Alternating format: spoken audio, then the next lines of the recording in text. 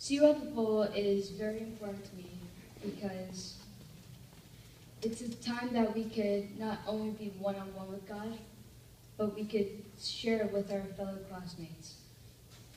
And I think that if we give a 1 week notice and we just talk about it on the announcements a lot, I think we can get a lot of people out there.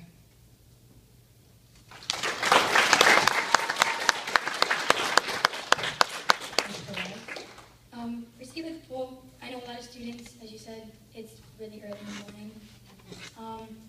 For the first, for the first 50 students, you can try and do a no uniform pass or a no homework pass, maybe after, so they can enjoy prayer first, praying for a country, praying for the school, praying for other schools, and after we can, as Tessa said, with beverages and things like that.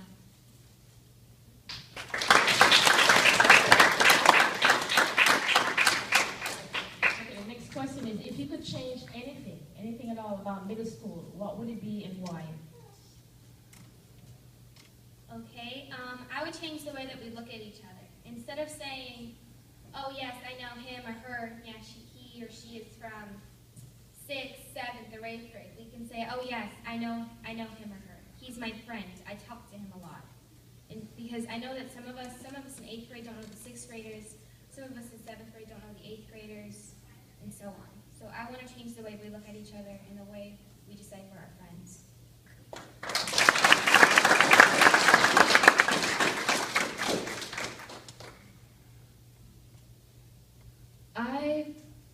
I think that our school is really well right now.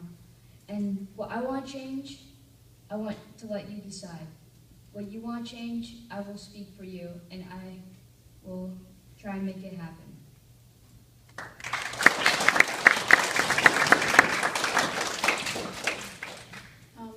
As Mikey said, it's your guys' year. You guys make it as fun, as enjoyable as you want it to be. It's not one person's decision. It's all of your guys'. You are middle school.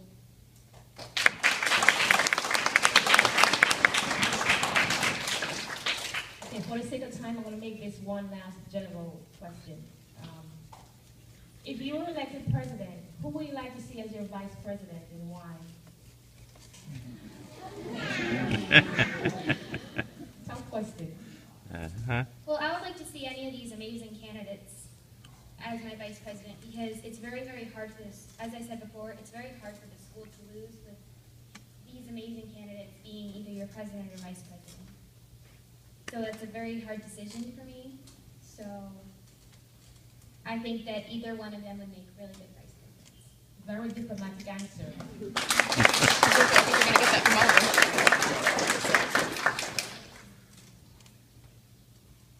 Even though this is a very hard question, I think I would want to see Jenna as my vice president because she has very good qualifications in leadership and she's very kind.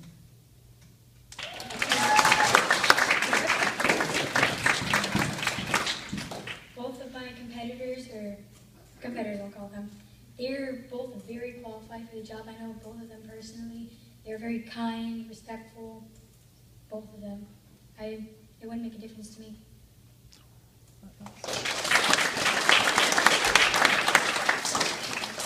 Now for the individual questions from teachers and administration. You will get to draw to see who you get.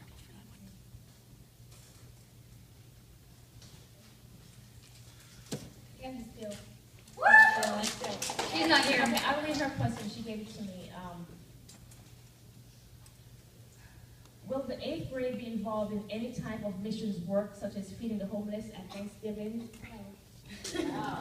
As I said in my speech, I would like to include not just 8th grade, but all of middle school. The Thanksgiving turkey feast.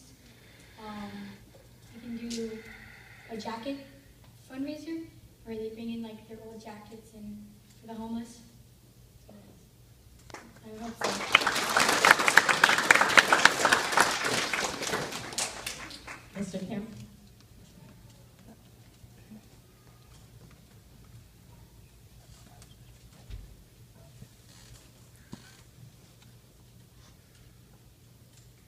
Mr. Cleveland.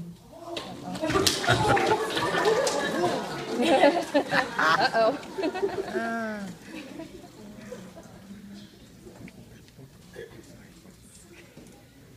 reaction. Oh.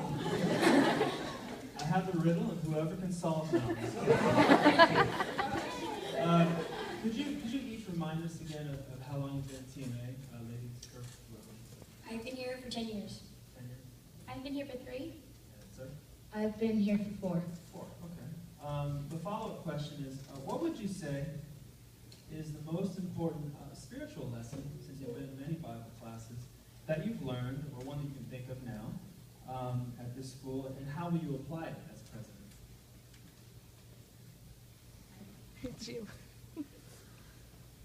I think the most spiritual lesson that I've learned is from Pastor Derek last year, how he kept on talking to us about leaving our legacy, and that we shouldn't just goof around with it, that it's really important that people should see you for you.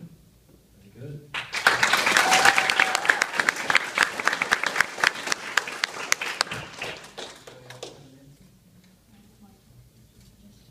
It's just Mikey. If that's okay. Okay, I guess I'll go. I think that there's been many lessons that we've all learned on integrity, and I think that that's most important because you don't want to have this little door just showing the surface. You want to show everything that's inside. You want to show that you're not just funny, you're also kind. You don't want to have a mask. You don't want to take off the mask when you're at home and then put it back on at school. That's the lesson that I learned.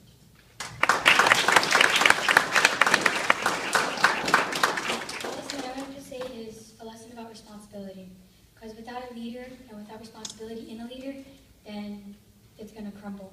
Because you don't have a responsible leader, then how are you going to have responsible followers? There's one leader and there's one follower. If the leader is doing something not right, then all of the followers are going to follow that one leader, and it's not going to end up good.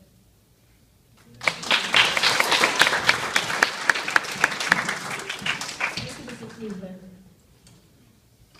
Ms. Waterman.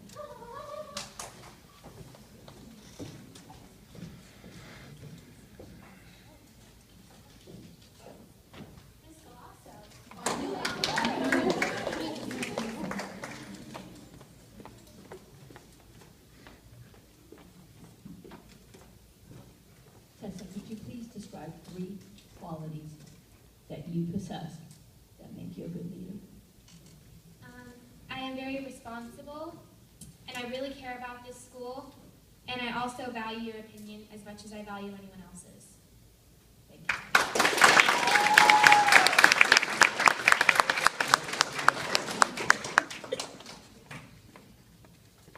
Okay, the final set of questions is from 3 members of the student body. Mr. Klinsevich from 6th grade.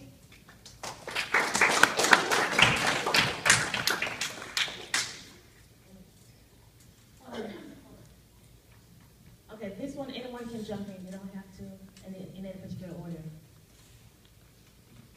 Alrighty, I know our middle school field trip was canceled, so will the SGA president will make another field trip, and if they do, what fundraisers will follow that field trip? Well, since, as you all know, our middle school field trip was canceled, each class, 6th, 7th, and 8th grade, may have individual field trips. Just 6th grade can go, 7th grade can go. And the fundraisers that may follow are Enjoy the City books. We can sell snow cones at the I-9 Sports on Saturdays, and more snack and drink sales at break and stuff like that.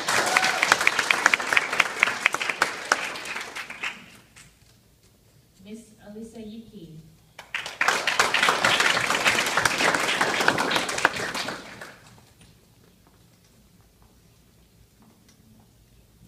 Okay, so as you know, only 7th and 8th grade can run for the position you're currently running for right now, which is president.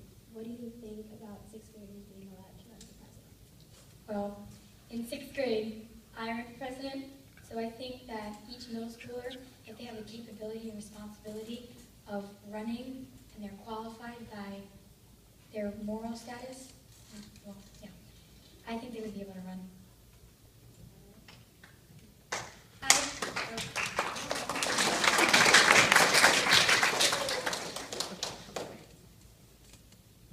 I also think that having younger students come and qualify for the president, for running for president, I think that's a great idea, because we can get, I think it'll teach them it'll teach everyone responsibility at an earlier age. So I think that if we try to expose them to it now, then they can develop it as they get older.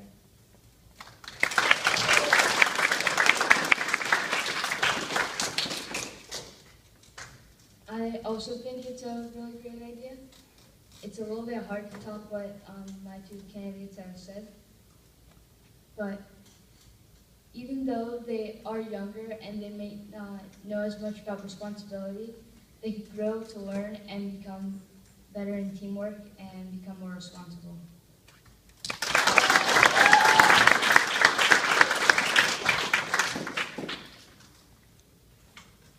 Okay, so follow-up question. If you were president, would you change that rule? I would change the rule.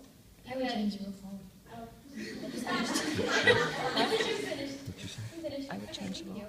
I would, like I said, it would teach them responsibility earlier on, and that'll kind of set them off for the rest of their life. So I think, yes, I would definitely change that rule.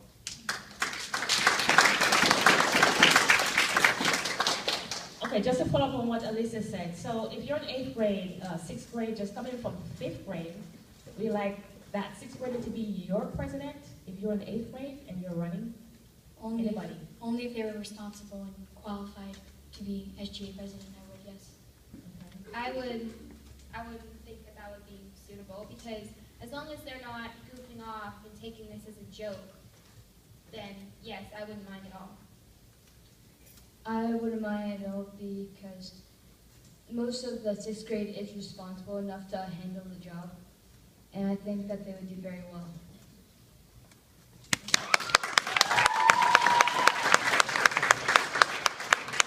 Very well said. Okay, one of you will become the new president of this SGA and one will be the vice president. Please be reminded that if the candidate selected to serve fails to carry out any part of his or her duty as outlined in the SGA bylaws, you will experience impeachment process and the vice president will assume the office as president. You're all qualified and I will take you for that category, either one of you. The same goes for the other members who are selected to serve, okay, for the secretary, treasurer, or the other office positions. Candidates, I would like to thank you for stepping up to the plate.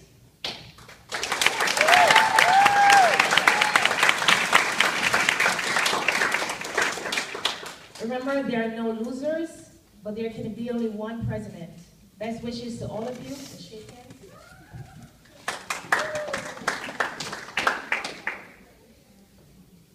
As candidates shake hands, they'll just leave the stage to go to the polling station to cast their vote.